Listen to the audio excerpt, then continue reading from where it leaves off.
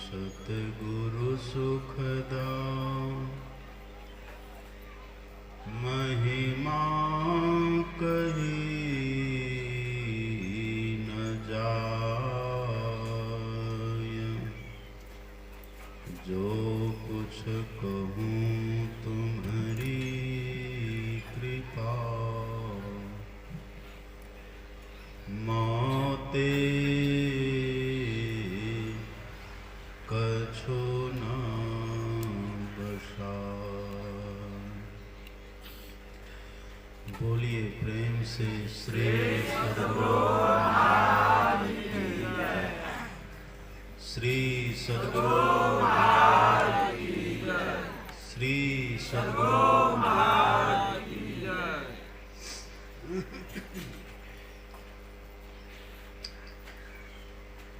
वंदनीय साधु समाज, पूज्य गुरुजन, परम आदरणीय सत्संग प्रेमी महानुभावों, पूजनीय माताओं तथा भक्तिमती बहनों, अभी योग शिखोपनिषद का पाठ आप लोगों ने सुना है। योग शिखोपनिषद में भगवान शिव और ब्रह्मा जी का संवाद है। ब्रह्मा जी प्रश्न करते हैं और भगवान शिव उत्तर देते हैं। आपको याद होगा, कल जो सत्संग में आए होंगे, कल मैंने कहा था कि भगवान की जो शक्ति, ईश्वर की जो शक्ति संपूर्ण सृष्टि की संरचना करती है, जो सबको बनाते हैं, उसी शक्ति का नाम है ब्रह्मा। और जो शक्ति सृष्टि का संहार कर देती है, उस शक्ति का नाम है शिव। ब्रह्मा जी बनाते हैं और भगवान शंकर मिटाते हैं। और यदि और बढ़िया से समझना चाहें तो हम कह सकते हैं कि ब्रह्मा जी जन्म देते हैं और भगवान शिव मृत्यु देते हैं। ये भी भगवान की शक्ति है। ब्रह्मा के रूप में जो भगवान है, जो देवता है, वह भी ईश्वर का ही अंश है, परमात्मा का अंश है। और भगवान शिव के रूप में जो अंश है, जो है, वह भी परमात्मा का ही अंश है। ब्रह्मा हो या शिव हो, ये दोनों परमात्मा का ही अंश है। जैसे हम सब भी परमात्मा का ही अंश है ना। रामायण पढ़ने वाले जानते हैं, तुलसीदास जी लिखते हैं, ईश्वर अंश जीव अविनाशी। हम सब जो जीव हैं, ईश्वर के अंश हैं। और ये तो तुलसीदास जी संत हैं, ये कह रहे हैं। आप गीता को पढ़िए। गीता में भगवान श्री कृष्ण कहते हैं, ममे वांसो जीव लोके जीव भूतः सनातन। कृष्ण भगवान कहते हैं, यह जो जीव है मेरा सनातन अंश है। तो आप और हम जो जीवात्मा हैं, यह भी परमात्मा के अंश हैं। और जो ब्रह्मा विष्णु महेश है, यह भी परमात्मा के अंश है। सब अंश हैं, पर कैटेगरी अलग अलग है। कैटेगरी अलग अलग है। हम लोग मृत्यु के बंधन में हैं, पर भगवान शिव मृत्यु देते हैं। और सच पूछिए ना, भगवान शिव के शरीर की भी मृत्यु होती है। आप पढ़िएगा भागवत में।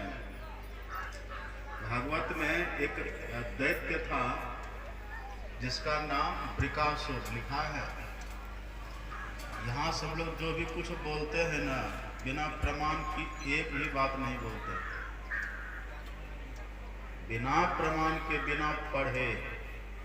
अब प्रमाण भी किसी शायरी का नहीं, किसी शायर का प्रमाण नहीं, या किसी उपन्यासकार का प्रमाण नहीं, या फिर किसी फिलोसफर दार्शनिक का प्रमाण नहीं। प्रमाण या तो भगवान की वाणी या तो फिर संत की वाणी। भागवत जो है ना, यह एक तरह से संत और भगवान दोनों की वाणी है। आप पढ़ेंगे, आपने सुना होगा, भागवत की रचना किए हैं वेदव्यास जी महाराज। वेदव्यास जी संत भी हैं और वो भगवान के अवतार भी। उन्होंने लिखा है, वेदव्यास जी ने लिखा है, एक राक्षस था जिसका नाम था वृकासुर। वृकासुर ने नारद जी से पूछा है कि नारद जी, हमें एक ऐसे देवता का नाम बताइए जिनका हम भजन करें तो शीघ्र ही प्रसन्न हो जाए, शीघ्र उनकी कृपा हमको मिले।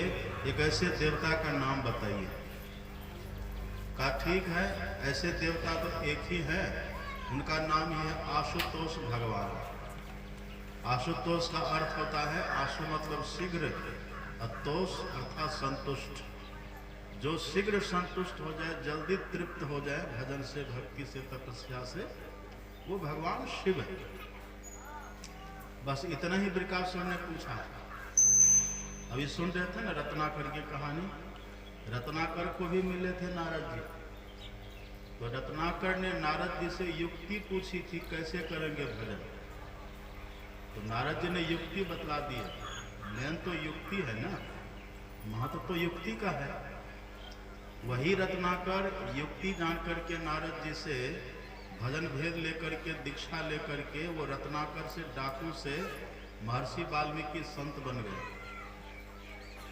ये देखिए वृकासुर, इसने बस इतना ही पूछा, हम किनका भजन करें कि शीघ्र प्रसन्न हो जाए। तब नारद जी ने कहा कि देखो वृकासुर, ऐसा तो एक ही है जो भगवान शिव है, उनका भजन करो। पर कैसे भजन करें न तो पूछा न तो नारद जी बताया। वो चले गए हैं, वृकासुर उत्तराखंड चला गया, केदार क्षेत्र। सुन रहे ना आप लोग, बहुत ध्यान से सुनिए, बहुत ध्यान से सुनिए और चिंतन भी करिए। सत्संग से संशय दूर होना चाहिए, सत्संग से हमारे भीतर विवेक जगना चाहिए, तब सत्संग की महिमा है। बहुत ध्यान से सुनिए। केदार क्षेत्र वो चला गया और भगवान शिव को प्रसन्न करने के लिए, उनको खुश करने के लिए और जल्दी उनका दर्शन करने के लिए वृकासुर ने हवन करना शुरू किया। एक हवन कुंड बनाया, हवन करने लगा। हवन जो वो करता था, किसी भविष्य सामग्री का, जैसे होता है ना जौ, तिल, घी, ये सब का हवन नहीं करता था। भगवान शिव को खुश करने के लिए वृकासुर अपने अंग प्रत्यंग को काट करके हवन करता था। कभी उंगली काट करके चढ़ा देता था, कभी पैर काट करके चढ़ा देता था, कभी कान काट करके चढ़ा देता था, नाक कान सब काट के चढ़ा देता। लिखा है भागवत में, 6 दिन में वृकासुर ने अपने शरीर के 6 अंगों को काट करके हवन करके भगवान शंकर को प्रसन्न करने का प्रयास किया। लेकिन भगवान शंकर 6 दिन में दर्शन नहीं दिए। 7वें दिन वृकासुर ने कहा, या तो आज भगवान दर्शन दे या तो हम आत्महत्या कर लेंगे। वृकासुर ने अपने एक हाथ से चुटिया पकड़ा बाल और दूसरे हाथ में लिया तलवार, अपने गला को काटना चाहा। तलवार गला तक पहुंचा दिया, गला में लगा दिया। उसी समय भगवान शिव प्रकट हो जाते हैं। जैसे भगवान शिव प्रकट हुए, साथ में माता पार्वती भी आई, दोनों प्रकट हुए। भगवान शिव ने कहा, वृकासुर, हमको खुश करने के लिए इतना करने की क्या जरूरत है? देखो मैं खुश होकर आ गया ना, अब बोलो तुम्हें क्या चाहिए। तब बृकासुर ने कहा कि ठीक है, आप आ गए, आप मेरी तपस्या से प्रसन्न हुए, तो आप कृपा करके हमें अमर होने का वरदान दे दीजिए। हम कभी मरे नहीं, शरीर हमारा कभी छूटे नहीं, ये वरदान दे दीजिए।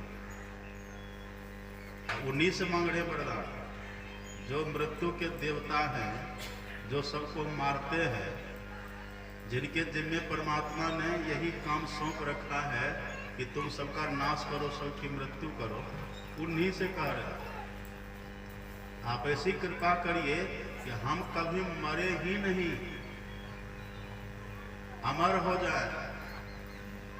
तब भगवान शिव ने कहा कि बृकासुर, शरीर किसी का सब दिन नहीं रहता है, शरीर कैसा भी हो एक न एक दिन छूट जाता है, मरता है। और जहां तक तुम्हारी बात है, तुम जो स्वयं तुम हो ना आत्मा, आत्मा कभी नहीं मरती, आत्मा अमर है, आत्मा अविनाशी है, आत्मा कभी मरती नहीं है। इसलिए दूसरा वरदान मांगा। तब बृकासुर ने कहा तो ठीक है भगवान, दूसरा वरदान हमें ये दीजिए, हम जिनके माथे पर हाथ रखें, ध्यान से सुनिएगा, देखिए कैसा वरदान मांगता है। हम जिनके माथे पर हाथ रखें वो जल करके भस्म हो जाए, ऐसा वरदान दे दीजिए। तब भगवान शिव ने कहा ठीक है, जाओ, जिसके माथे पर हाथ रखोगे वो जल करके भस्म हो जाएगा। भगवान शिव ने कह दिया। अब बृकासुर ने कहा ठहरिए, अभी भगवान शिव सामने खड़े हैं और बगल में माता पार्वती भी खड़ी है। हम लोग तो मंदिर में जाते हैं तो भगवान शिव की मूर्ति न देखते हैं, और तब भी भीतर से कितना रोमांच होता है, हम कितना प्रसन्न होते हैं। वहां भगवान शिव साक्षात खड़े हैं, बाघंबर पहने हुए हैं, हाथ में त्रिशूल है, जटा में गंगा विराज रही है, ललाट पर चंद्र देवता है, कान में बिच्छू का कुंडल है और गले में सर्पों की माला, पूरे शरीर में चिता का भस्म रमाया हुआ है। बड़े दिव्य भव्य रूप में भगवान शिव प्रकट हुए। माता पार्वती त्रिलोक सुंदरी वो भी सामने है, साथ में है। अब बृकासुर ने किया क्या, आप पढ़िए, भागवत लिखा हुआ है, ये लिखने वाले हैं भगवान वेदव्यास, भगवान है वो, उन्होंने लिखा है। वेदव्यास जी लिखते हैं कि बृकासुर अपना हाथ बढ़ाया है भगवान शिव के तरफ। इसके मन में हुआ कि भगवान शिव का तो दर्शन हो ही गया है, लेकिन ये पार्वती बहुत अच्छी है, यदि पार्वती मेरी पत्नी बन जाए तो हम सुखी हो जाएंगे। अब देखिए भगवान का उसने भजन किया है, भगवान शिव का, भगवान शिव की अर्धांगिनी है माता पार्वती, तो वो तो जगत जननी जगदम्बा है ना, वो तो पूरे संसार की माता जगदम्बा है, भवानी है, वो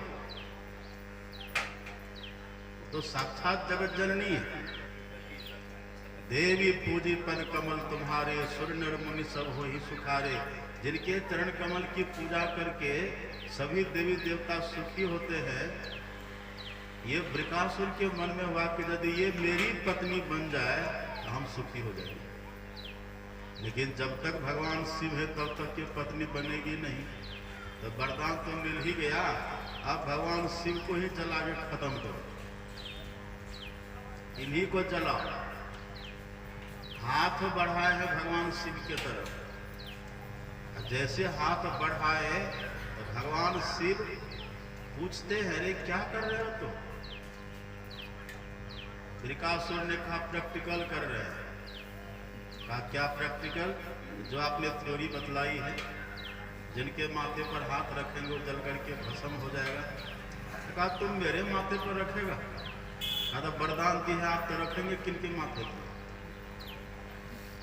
आप पढ़िए भागवत में, भगवान शिव डर गए, अब भागे हैं, सरपट भागे वहां से। यदि भगवान शिव का शरीर नहीं छूटने वाला होता, मरने वाला नहीं होता, तो भागते। तुम छुओ न, क्या हो जाएगा, देखो, छू के देखो। अरे जब हमारा शरीर जलेगा ही नहीं तो हम भागेंगे। अब भागेंगे तो इसका मतलब क्या, जलेगा। भगवान शिव सरपट भागे हैं वहां से, दौड़े। अब पीछे से वृकासुर खदेड़ रहा है, पीछा छोड़ ही नहीं रहा है। अब आप कल्पना करिए वो झांकी कैसी रही होगी, हाथ में त्रिशूल दिगंबर पहने हुए हैं, भस्म चिता का भस्म रमाए हुए, जटा में गंगा, लालाट पर चंद्र देवता। अब ये जो भाग रहे होंगे तो उस समय कैसा लगता होगा, जरा कल्पना करिए, उस दृश्य का अवलोकन करिए। भगवान शिव लिखा है, भगवान शिव भाग भी रहे हैं। अब भागते भागते अब परमात्मा से स्तुति कर रहे हैं, ईश्वर से स्तुति कर रहे कि प्रभु इस वृकासुर से हमको बचा लीजिए। लिखा जिस परमात्मा से स्तुति कर रहे हैं ना भगवान शिव, उसी के लिए कल आपने सुना था ना, कल सुने थे भगवान शिव कहते हैं, सुनहु उमा ते लोग अभागी, हरि तज हो ही विषय अनुरागी। वही हरि परमात्मा जो सबके दुखों का हरण करने वाला है, उन्हीं के स्तुति किए हैं। वो परमात्मा कैसे है, आप पढ़िए रामायण में, जैसे हम लोग जीवात्मा है ना, तो जीव अनेक, जीवात्मा अनेक है। देखिए यहाँ से हम सब जीवात्मा ही तो हैं, अनेक हैं, जीव अनेक, एक श्रीकंता। ऐसे ही परमात्मा के दरबार में कोटि है विष्णु जहां, कोटि शिव खड़े हैं, अब कोटि ब्रह्मा कहाँ कथे वाणी। कोटि, ये कितना बढ़िया संत कहते हैं, कोटि विष्णु जहां, कोटि शिव खड़े हैं, अब कोटि ब्रह्मा कहाँ कथे वाणी। अब कोटि देवी जहां खड़ी हैं चिड़िया, चिड़िया कहते दासी नौकरानी को, और देवी मतलब भगवती। कोटि देवी जहां खड़ी है चिड़िया, कोटि फन सहसना मरम जानी। कोटि आकाश पाताल फिर कोटि है, कोटि आकाश करोड़ों आकाश है जहां, कोटि आकाश पाताल फिर कोटि है। कोटि इंद्र है तहां भरे पानी, करोड़ों इंद्र जहां पानी भरता है। वो ईश्वर का दरबार, वो ईश्वर परमात्मा। भगवान शिव भागते भागते चलते चलते उसी परमात्मा का स्तुति करते कि प्रभु इस वृकासुर से हमको बचा लीजिए। अब परमात्मा तो सब जगह रहते हैं, भगवान शिव है तो कैलाश पर रहेंगे, विष्णु भगवान है तो वैकुंठ में रहेंगे, ब्रह्मा जी है तो ब्रह्मलोक में रहेंगे, लेकिन परमात्मा सब जगह रहते हैं। भगवान शिव की ही वाणी है, पढ़िए रामायण। भगवान शिव ही कहते हैं, हरि व्यापक सर्वत्र समाना, प्रेम ते प्रकट होई मैं जाना।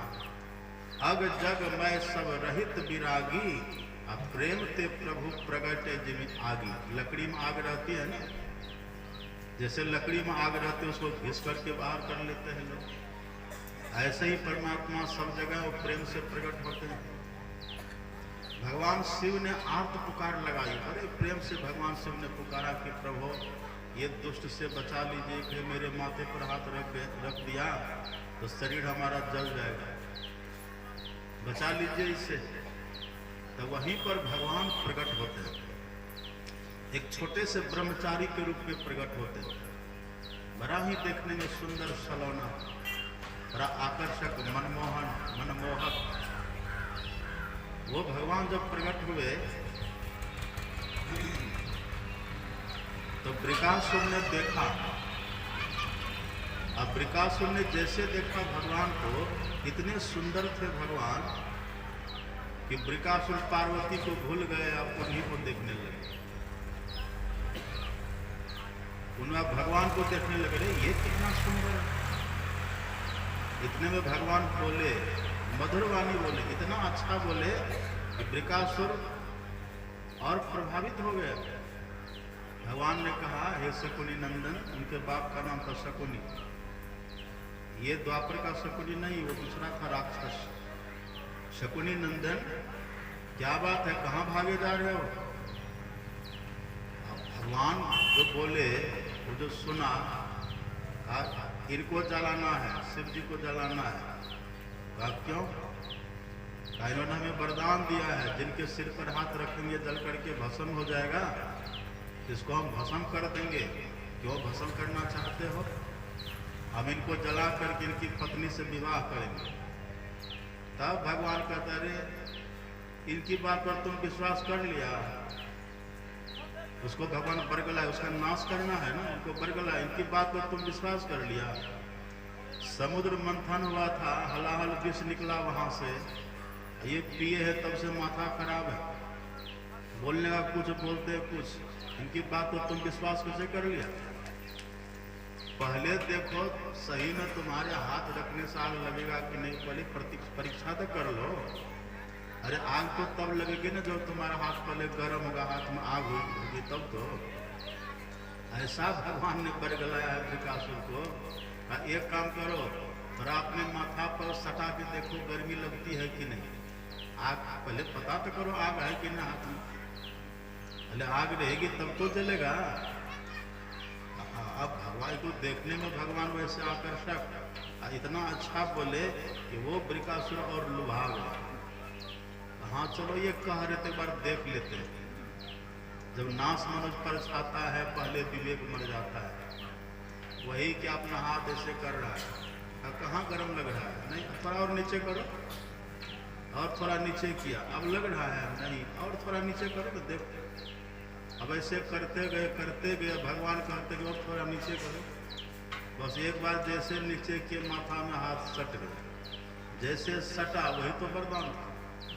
जैसे सटा बस खुद ही जल करके भस्म हो गया, खुद ही जल के मर गया।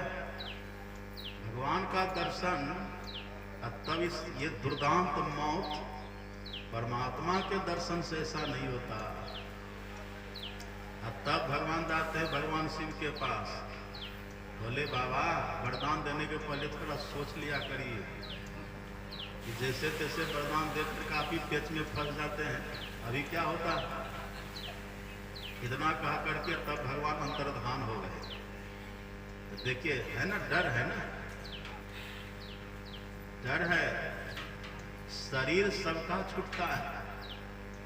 यही भगवान ब्रह्मा, भगवान शिव है, ये भी एक परमात्मा के अंश है। और परमात्मा ने इनको ड्यूटी दे रखी है कि तुम संपूर्ण संसार का संहार करो, और ये उसी ड्यूटी को निभाते हैं। अब ब्रह्मा जी की ड्यूटी है कि तुम संपूर्ण संसार की सृष्टि करो, सर्जन करो, सबको बनाओ।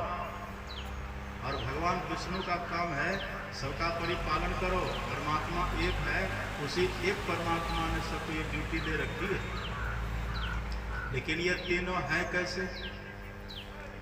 अब यही जो ब्रह्मा जी है, इसी ब्रह्मा जी ने जो सबको बना, जो सबकी देह को बनाते हैं, गढ़ते हैं, उसी ब्रह्मा जी ने भगवान शिव से पूछा। यही जो संवाद आप सुने भी पाठ में, भगवान शिव ने पूछा, ब्रह्मा जी ने पूछा भगवान शिव से, हे भगवान शिव आप कृपा करके बतलाइए, ये जो जीव है जो जन्म मृत्यु के चक्कर में पड़ा हुआ है, मतलब जो आप और मेरे फंदा में पड़ा हुआ है, आप उनकी देह को, मैं उनकी देह को बनाता हूँ और आप उनकी देह को नाश करते हैं। यही जो जन्म और मृत्यु है, इसी चक्कर में ये जीव फंसा हुआ है। तो कृपा करके आप बताइए इसे कैसे छूटेगा ये जीव? और आप जानते हैं ना, हम लोग को गुरु महाराज जी ने रटा दिया है, यही जो है जन्म और मृत्यु, ये सबसे बड़ा दुख है। ये पेट दर्द कुछ भी नहीं है, माथा दर्द कुछ भी नहीं है, ये टीबी, कैंसर, अल्सर, ये सब तो मामूली चीज है। ये सब तो इसी देह तक सीमित है। सबकी जड़ है इस देह को बारंबार पाना, इसको बारंबार छोड़ना, बारंबार जन्मना और बारंबार मरना, यही सब दुखों की जड़ है, यही सबका मूल है। वही ब्रह्मा जी पूछते हैं कि भगवान आप कृपा करके बताइए ये आप और मेरे चक्कर से, जन्म मृत्यु के चक्कर से कैसे छूटेगा? हम लोग आते हैं ना, आवागमन सम दुख दूजा है नहीं जग में कोई। इससे ये सबसे बड़ा दुख है। यही जो जन्म मृत्यु का दुख लगा है, चक्कर लगा है, इसी का परिणाम है कि तरह तरह का दर्द, तरह तरह की परेशानी, तरह तरह की पीड़ा, शोक, संताप, बेचैनी, हताशा, निराशा, उदासी, ये जीवन में क्या क्या सब आते रहता है। हम परेशान होते रहते हैं। इसी सब से छूट जाना, इसी सब से छूट करके रहना, उसी को बोलते मुक्त अवस्था। ये सब चाहते कि नहीं कहिए? ये चाहना सबकी है। सब कोई चाहते हैं कि हमें कोई दुख ना हो, सब कोई चाहते कि हमें कोई दर्द ना हो, सब कोई चाहते हमें कोई शोक ना हो, कोई पीड़ा ना हो। सब कोई चाहते हैं कि जो हमारा अपना है वो कभी बिछड़े नहीं हमसे। सबके भीतर ये लालसा होती है कि जो हमारे अपने हैं, जो हमारे प्रिय हैं, वो हमसे कभी बिछड़े ना, हमारा अपना हमसे छूटे ना, या हम किन्हीं से बिछुड़ न जाए। ये इच्छा सबके भीतर रहती है। लेकिन कहिए, इच्छा रहने के बाद भी सब दिन हम सबके साथ रह पाते हैं? नहीं रह पाते हैं। कितना दुख होता है, कितना दर्द होता है, कितनी पीड़ा होती है। एक छोटा सा बच्चा जो हमारा पुत्र होकर के जन्म लिया, उसको हम कितनी कामना लेके, कितना मनोरथ लेकर के उसको हम पालते हैं, पोसते हैं, बड़ा करते हैं। उसको कितना बढ़िया से खिलाते हैं, पिलाते हैं, डॉक्टर की उस देख रेख में उसको रखते हैं। इसको कोई कष्ट ना हो, कोई पीड़ा ना हो। देवी देवता से मनौती करते हैं कि मेरी संतान को, मेरा पुत्र को कुछ अनहोनी न हो जाए। मनाते रहते हैं ना। कोई साधु महात्मा आते हैं, कहते बाबा जरा मेरा बेटा आशीर्वाद दे दीजिए, इसका भविष्य देख लीजिए। देखिए हम कितनी उसके लिए, हम कितने तरह से परिश्रम में लगे रहते हैं उसका हित करने के लिए, उसका भला करने के लिए। ये सब दिन हमारे पास रहे, ये स्वस्थ होकर के रहे, कुशल होकर के रहे, ये मेरे नैनों का तार है, प्राणों से प्यारा। कितना प्रयास लोग करते हैं, पर होता क्या, अचानक मर जाता है। होता है, या तो वो मर जाता है, या तो उसको परिपालन पोषण करने वाले वो मर जाते हैं। तो ये कितना कष्ट होता है, कितनी पीड़ा होती है। ये सबके साथ लगा हुआ है। हम इसको कई बार झेले, अब भी झेल ले और आगे भी झेलना पड़ेगा। यही सबसे, इसी सबसे जिनको छुट्टी मिल जाए, हाँ अब जो मिला है ये कभी नहीं छूटेगा। अब जिस स्थिति में आप है ना, ये कभी आपसे बिछोड़ेगा नहीं, छूटेगा नहीं। वो दिन कैसा होगा जरा आप कल्पना करिए, जब हम अपनों के बीच रहेंगे और कभी नहीं छूटने वाला होगा। जब हम अपनों के बीच रहेंगे और ना हम उससे बिछड़ेंगे, न वो हमसे बिछड़ेंगे, ना हम बिछड़े प्यारे से, न प्या बिछड़े हमसे, उन्हीं से नेह लागे हमन को बेकरारी किया। वो क्षण कैसा होगा? उसी